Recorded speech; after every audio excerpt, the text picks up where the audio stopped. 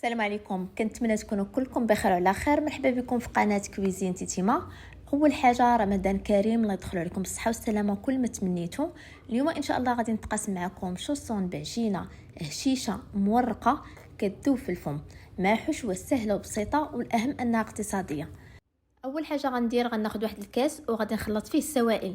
بالنسبه للسوائل عندي هنا 2 معالق كبار ديال الزيت النباتيه. هنا هادشي اللي غنعطيكم اولا المقادير اللي غنعطيكم نصف الكميه. غنحتاج كذلك 2 معالق كبار ديال الخل الابيض، معلقه صغيره ديال الملح. غادي نحتاج كذلك بيضه واحده كامله. جميع المكونات كتكون بارده، بالنسبه للبيض كيكون بارد. هنا الماء خرجته من الفريغو اولا من المجمد. غادي نحتاج 2 الكيسان. نتوما غتحتاجوا كاس واحد الا كنتو غديروا نصف الكميه، يعني 500 غرام ديال الطحين. غديروا كاس واحد، كنتو غديروا كيلو كيف ما درت انا، غادي نحتاج 2 الكيسان.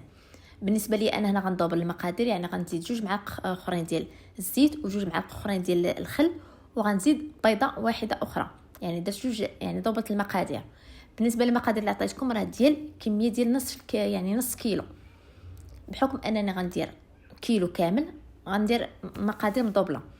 هنا غناخذ واحد القصريه وغنضع فيها كيلو ديال الطحين او الدقيق الخاص بالحلويات.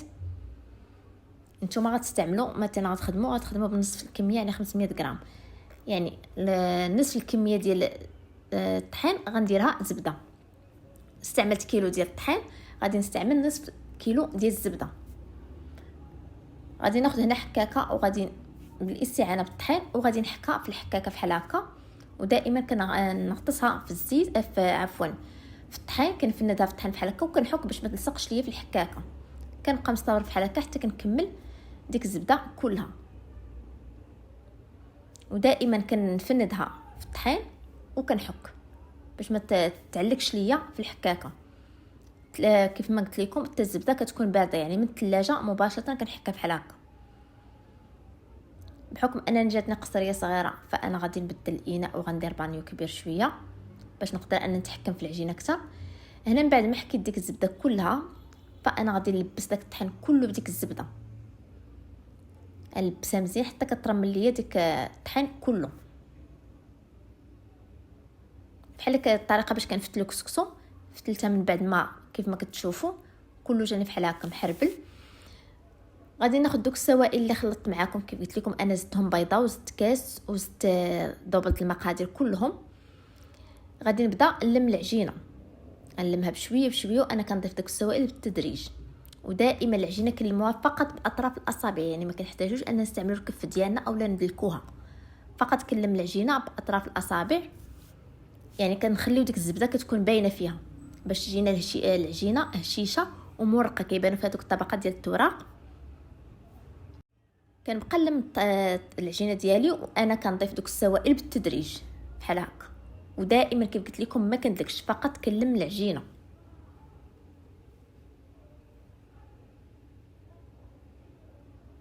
بالنسبه لهاد العجينه من الافضل انكم تعجنوها في الليل وتخليوها ليله كامله في الثلاجه كترتاح، اولا تخدموها في الصباح وتخدموها في الليل، يعني تعجنوها في الصباح وبالليل تخدموها.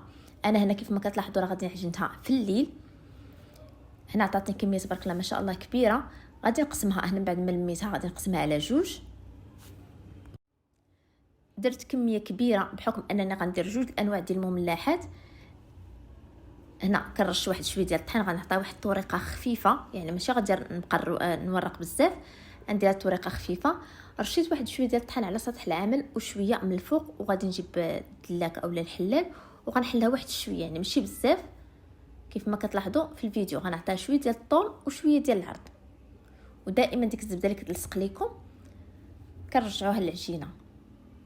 كيف ما كتلاحظوا العجينه راه باقا كتبان فيها محبه، يعني باقا الزبده باقا كتبان فيها. هنا من بعد ما حليتها كنديرها على شكل الحربول بحال هكا. كلشي كيبان وكلشي واضح في الفيديو. كنديرها بحال هكا وكنلم دوك الجوانب، كنعطيها واحد شويه ديال العرض فقط باش تلم ليا بحال هكا. حاولوا انكم ما تبقاوش تبركوا عليها بزاف باش ما يبقى دوك التوراق باين.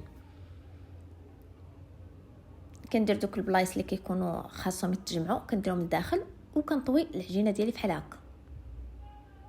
كنعطيها طرقه خفيفه، يعني ماشي كنبقى نوراق وكنجمع وكنخليها ترتاح بحال هكا. هنا كنجيب واحد كيس بلاستيكي، كنحسوا على عجينه بحال هكا، كنجيب واحد كيس بلاستيكي وكنحطها فيه وكنمشي مباشره باش نخدم العجينه الاخرى بنفس الطريقه حتى هي.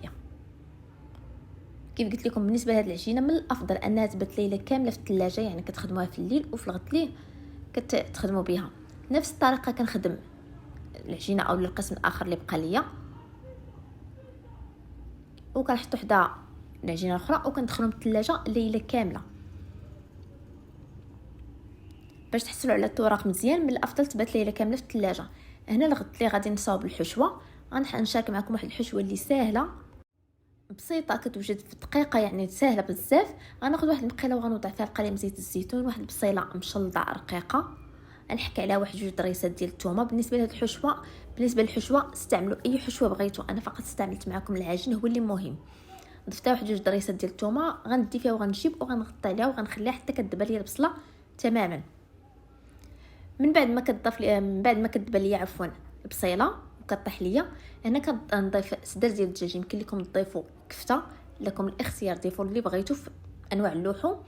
انا ضفت صدر ديال الدجاج وغادي نتبل اولا غادي نسم بشويه ديال الملحه. بالنسبه للعطريه استعملوا اي حاجه بغيتو. شويه ديال الابزار، انا غنكتفي فقط بالملحه والبزار والاعشاب المنسمه.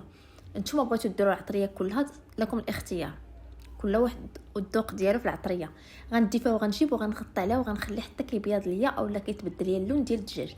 من بعد الدجاج ما دخلوا الطياب، ضفت هنا واحد الحبه ديال الكورجيت اللي حكيتها بالحكاكه رقيقه، وكندي فيها وكنجيب وكنخليها حتى كطيب على مهل، يعني كطيب وكتعسل ليا وكتنشف، يعني كتنشف تماما من الماء. من بعد ما كيطيبوا لي جميع العناصر كنطفي عليها البوطه وكنضيف ليها 3 ديال الفرماجات مثلثين. يمكن لكم ديروا مثلثين مربعين، جبن طري، لكم الاختيار، ضيفوا اللي بغيتو. هنا ضفت 3 ديال يعني ديال الفرماجات وغادي نمعسهم بحال هكا مزيان وهما والبوطه مطفيه. غنضيف واحد شويه ديال الربيع قزبر ومعدنوس وغنخلط كلشي وغنخلي الحشوه على جنب حتى كتبرد تماما. غادي نرجعوا للعجينه ديالنا. هنا بالنسبه لي القسم الاول خدمته كيش، بالنسبه للقسم اللي غنخدم به شوسون هو هذا اللي في الميكا. بالنسبه للقسم الاخر فخدمته كيش اولا فوند كيش بحال هكا، وغادي نحتفظ فيهم في المجمد. كتجيني صراحه واحد العجينه اللي هشيشه ومرقه، كتجي رائعه بزاف. هنا الكميه اللي خدمت غنحتفظ بها في المجمد، لقيت اللي بغيتها كنجبدها وكنخدم بها مباشره. غنرجعوا للعجينه ديالنا، كنرش سطح العمل بواحد شويه ديال الطحين وكنخدم لاباط ديالي اولا العجينه ديالنا بحال هكا.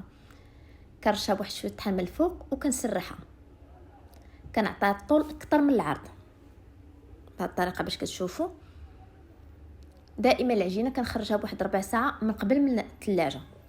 عطيتها الطول كيف ما كتشوفوا اكثر من العرض، وغنجيب الدائره اللي غنخدم بها وكنهيا باش كناخذ العبار، كنحطها بحال هكا وكناخذ عليها العبار. نتوما تخدموا بالدائره اللي بغيتو، هي باش غتاخذوا العبار بنفس الطريقه باش اللي موضحه في الفيديو. بالنسبه لهذا المربع الاولاني جاني شويه كبير، غادي نحيد دوك الزوائد. هذه فقط طريقه سهله باش انكم تخدموا لي شوسون. يمكن لكم تستعملوا الطريقه العاديه اولا الكلاسيكيه اللي كنخدموا ديال اننا كنقطعوا مربع دوائر وكنعمرهم وكنسدوا بالجوانب. بالنسبه لديك الزوائد اللي بقاو ليا فانا كنجمعهم بحال هكا، يعني ما تكوروهمش، وكنحتفظ بهم في ميكا حتى كنعاود نخدم بهم. كناخذ واحد المعلقه ديال الحشوه وكنوضعها وسط العجين، كنضيف ليها شويه ديال الجبن الموتزاريلا. يمكن لكم تستغنوا على هذه المرحله، يمكن لكم تضيفوا اي نوع ديال الموتزاريلا اولا اي نوع ديال الفرماج عندكم. كنطويها بحال الشكل اللي موضح في الفيديو وكنجيب ديك الدائره وكنقطع بها. داكشي اللي قلت لكم في الاول، خدموا بالدائره اللي غتخدموا بها نتوما، واش كبيره ولا صغيره. هنا كنجيب الماء وكنسد الجوانب بالماء عادي، يعني باش تلصق ليا وما تخرجش ليا الحشوه فاش كيكونوا في الفران، وكنمرك عليهم واحد شويه بهذه الطريقه هذه.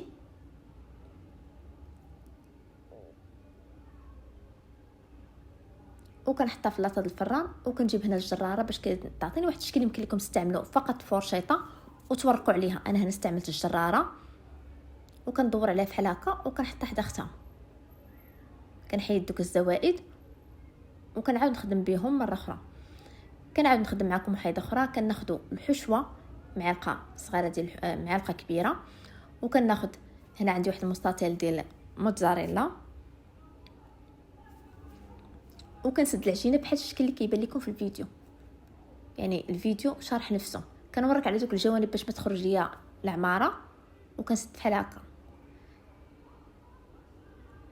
كيف ما كتشوفوا غندير الماء باش نجمع باش يتسدوا ليا الجوانب مزيان.